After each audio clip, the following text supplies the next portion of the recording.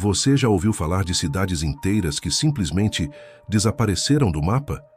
Escolas abandonadas, igrejas ainda com velas derretidas nos altares e casas onde o café da manhã ainda estava posto na mesa, como se todos tivessem saído às pressas e nunca mais voltado. Esses lugares existem e estão espalhados por diferentes estados do Brasil. Alguns foram engolidos pelo tempo, outros pelo silêncio das autoridades. E o mais assustador é que ninguém explica oficialmente o que aconteceu. Nem a polícia, nem o governo, nem a história. Prepare-se, porque hoje você vai conhecer as 7 cidades fantasmas do interior do Brasil e os mistérios que o país parece querer esquecer. Antes de começarmos, deixa o seu like agora, se inscreve no canal e comenta aqui embaixo de qual estado do Brasil você está assistindo. Você vai descobrir por que alguns lugares simplesmente não querem ser lembrados. A primeira cidade, São Miguel das Pedras, Minas Gerais. No alto de uma serra em Minas Gerais, cercada por mata densa e riachos cristalinos, existia uma cidade chamada São Miguel das Pedras. Fundada em 1897 por famílias de garimpeiros, chegou a abrigar mais de 3.000 habitantes. A economia local girava em torno da extração de pedras preciosas e da produção artesanal de ferramentas. Durante décadas, o vilarejo prosperou em paz. Mas algo aconteceu em 1959, algo que fez todos os moradores desaparecerem em menos de uma semana. Registros da época mostram que, no início de março, comerciantes das cidades vizinhas notaram que ninguém descia mais da serra para vender mercadorias.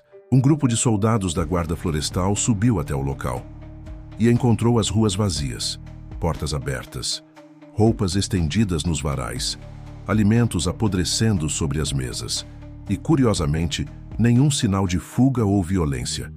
Os relatórios oficiais descrevem o cenário como abandono repentino e inexplicável. Mas documentos da Secretaria de Minas e Energia, desclassificados em 2003, revelam algo que nunca foi divulgado ao público: leituras sísmicas e magnéticas anormais registradas na região dias antes do desaparecimento. Como se uma força subterrânea tivesse sido ativada bem abaixo do vilarejo. Um único homem alegou ter sobrevivido: Antônio Salles, agricultor. Em entrevista de 1964 ao jornal O Estado de Minas, ele contou que na noite anterior ao desaparecimento, ouviu um zumbido metálico vindo da terra e viu uma luz azul saindo da igreja. Assustado, fugiu com o cavalo antes do amanhecer. Quando voltou, 3 dias depois, não encontrou ninguém. Disse que os corpos de seus vizinhos simplesmente não estavam lá. O jornal publicou o relato, mas a edição desapareceu do arquivo impresso. Hoje só resta uma cópia microfilmada, sem a foto, sem o crédito e com a manchete cortada. A área de São Miguel das Pedras foi interditada pelo governo estadual em 1971, classificada como Zona de Risco Geológico. Mas, curiosamente, nunca houve registro de desabamento, deslizamento ou contaminação.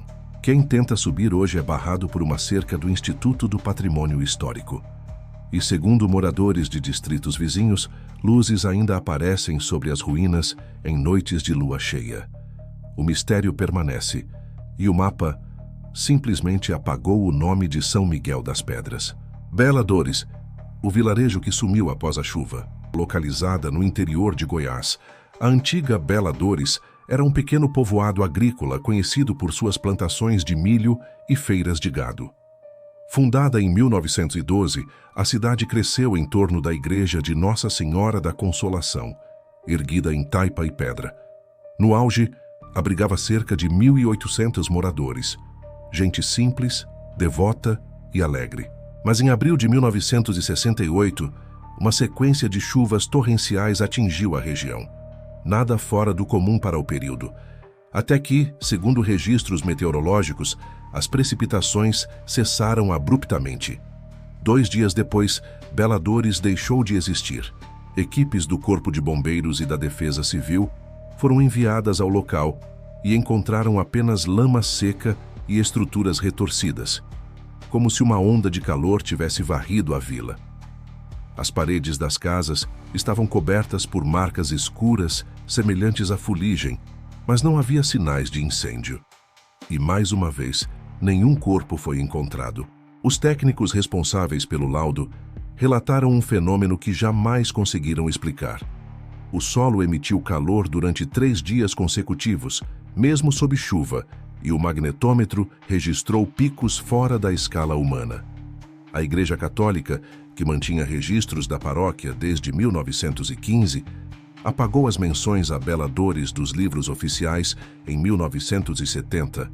Hoje, o local é uma fazenda privada, e os moradores dizem que, nas madrugadas silenciosas, sinos invisíveis ainda tocam vindos do nada. Santa Aurora, a cidade que se recusa a morrer, ao norte do Paraná, próxima à fronteira com o Mato Grosso do Sul, existiu uma cidade planejada chamada Santa Aurora.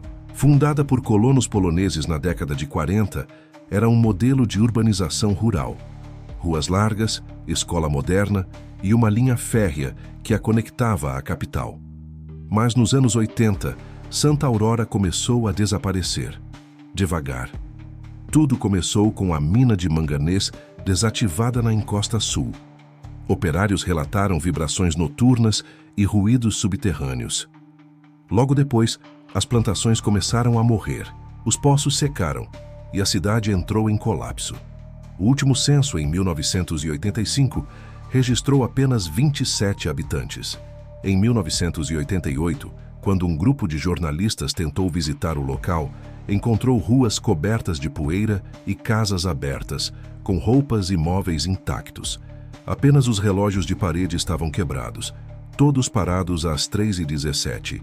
O governo estadual alegou contaminação no lençol freático e lacrou a área. Mas o relatório ambiental, obtido anos depois por uma ONG, mostra níveis de radiação acima do normal e um detalhe que nunca foi explicado: um sinal de rádio intermitente detectado a 18 metros de profundidade, ainda ativo em 1991.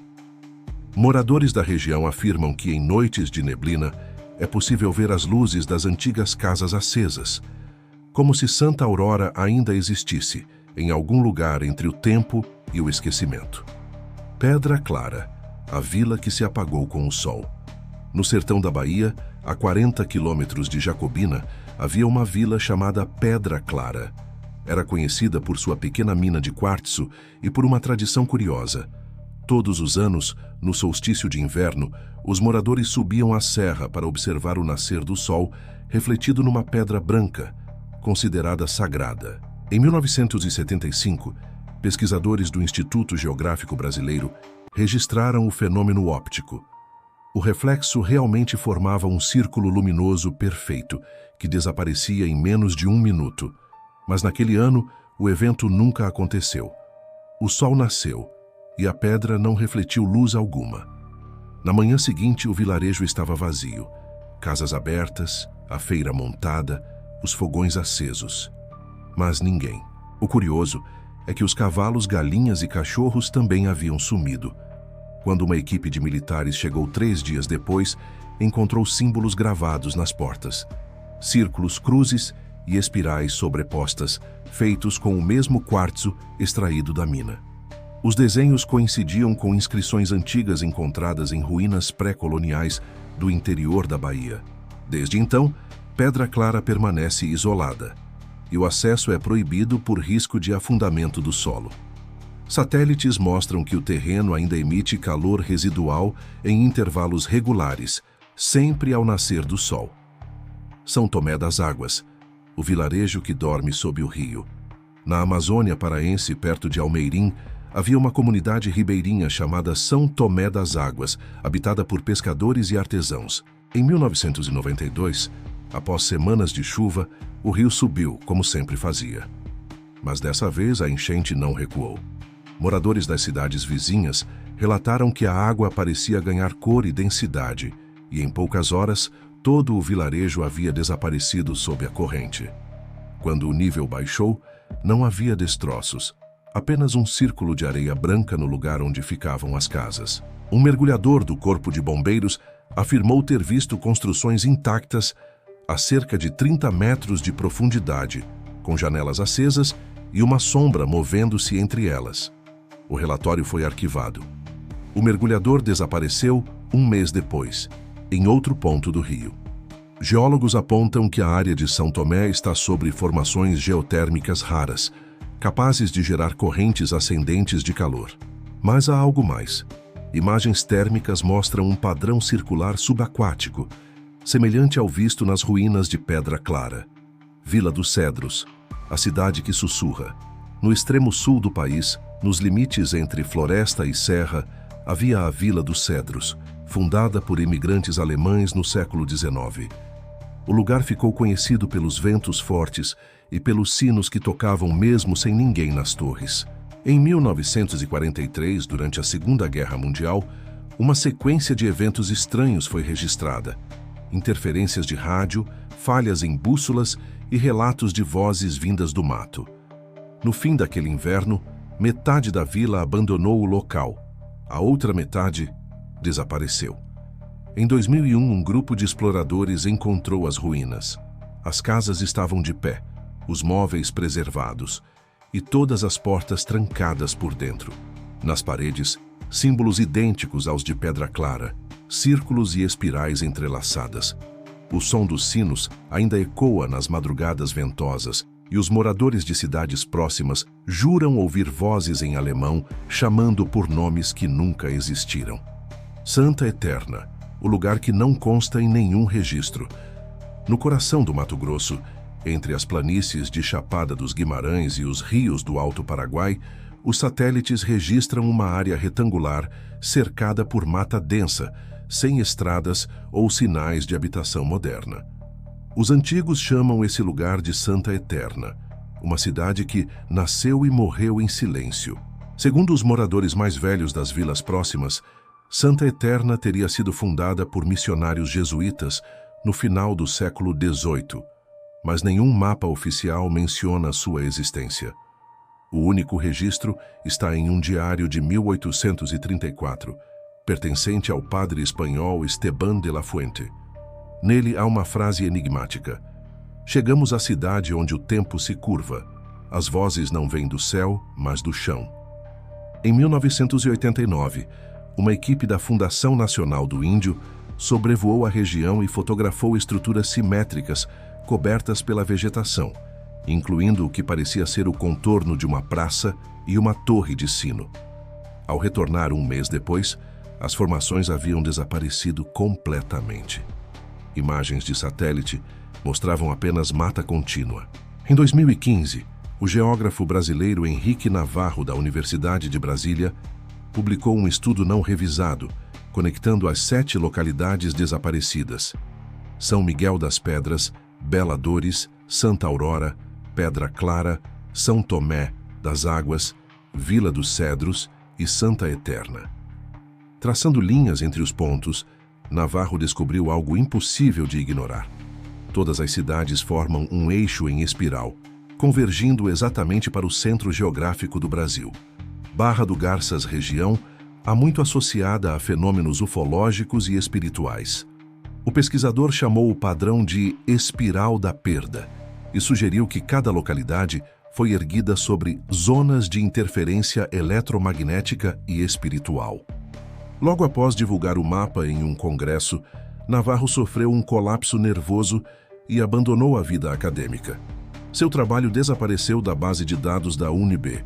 Apenas uma cópia impressa foi preservada por alunos. Alguns estudiosos afirmam que o país abriga uma segunda geografia invisível, composta por cidades, vilas e caminhos que deixaram de existir fisicamente, mas continuam repetindo seus ecos no tempo. Outros acreditam que essas áreas foram propositalmente apagadas para encobrir projetos experimentais, bases militares e rituais antigos. Mas o que mais assusta não são os desaparecimentos em si. É o fato de que em todos esses lugares o tempo parece ter parado na mesma hora, 3h17 da madrugada. Coincidência? Ou o momento exato em que o Brasil apagou parte de sua própria memória? As 7 cidades fantasmas não são apenas ruínas esquecidas, são feridas abertas na história do país. E talvez o motivo de seus desaparecimentos não esteja na terra, na água ou no fogo, mas em algo que ainda pulsa sob o solo. Porque às vezes o que desaparece não se vai, apenas espera. E enquanto alguém lembrar o nome dessas cidades, elas nunca deixarão de existir. O mapa ainda respira. A pergunta é: por quanto tempo mais?